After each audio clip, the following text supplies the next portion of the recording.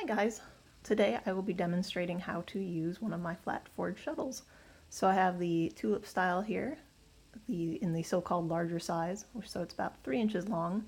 It's got a pick on one end, so let's get started. Now to thread it, I found that the easiest way to go about it is to tie a small slip knot in the end of your thread, if I can do it with my fingers.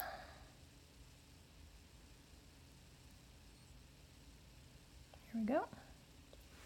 And then just take that and literally just loop it over one of the ends. You can cinch it up, give you a nice solid hold, and then at the end, you know, that slip knot will just come right out. So no worries about having knots in your thread or anything like that, or needing to cut anything out. And then you can just start winding it up from there. I'm not putting too much thread on this since it's just a demonstration. We'll put enough for a good few rings. There we go. All right. Now, these can take some getting used to, simply because they're so very different from pretty much any other shuttle out there. They obviously work like your, normal flat horse-style shuttle, but holding them is a little different.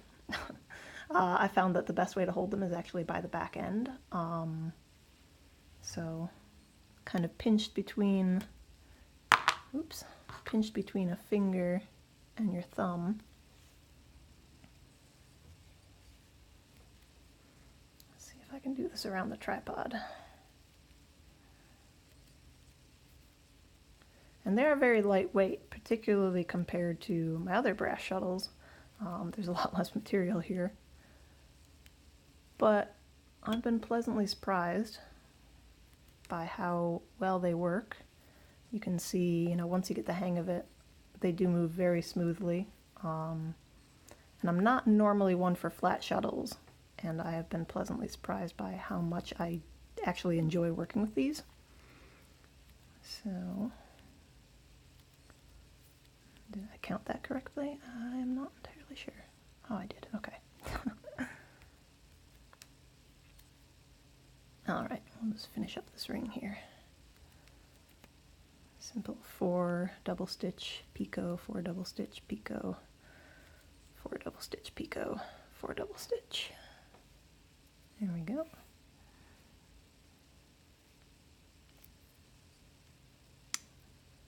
Ta-da!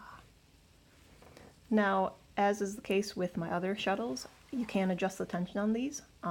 Generally how I do it to loosen it is I literally just jam my fingernail in between there, and then if I need to add a little bit more, I just stick my other one in there. And usually that pushes the tips apart just enough so that I can get, thicker size thread in there. This is size 30 thread. That moving it apart that much would be good enough for size 10. If you want to go thicker, do a little bit more. If you actually have pretty fingernails or care about your fingernails, you can use a piece of scrap paper.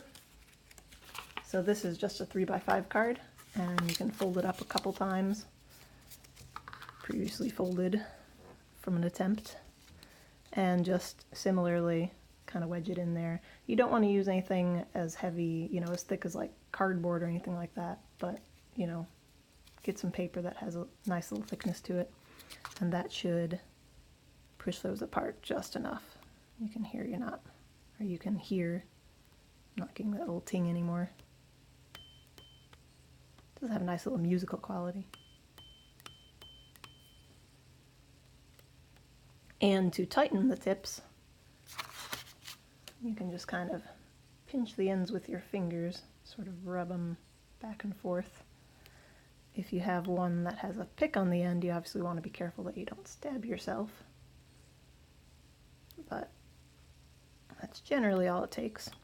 As I've said before, or as is the case with my other shuttles, I haven't found any trouble adjusting these by hand, just with my fingers. But I do also have pretty strong hands, as I've said before. But I can't imagine it would be all that difficult for the average person. So that is that. As I've said before, I've been pleasantly surprised with these. They obviously don't hold as much thread as a post shuttle, and the smaller sized ones will hold even less. But you know, they're different, they're unique. A nice thing as far as flat shuttles go, you know, one of the complaints you always hear is that, oh, your fingers get all over the thread and make it dirty, and you know, if you have sweaty palms, or you know, if it's the summer and it's humid out, you know, you can get your thread kind of moist and damp, and that's always a problem. But because you basically are forced to hold these by the back end, it minimizes the contact you have with the thread, so that's a nice side effect. But yeah, I think they work pretty well. So yeah, thanks for watching. Bye bye.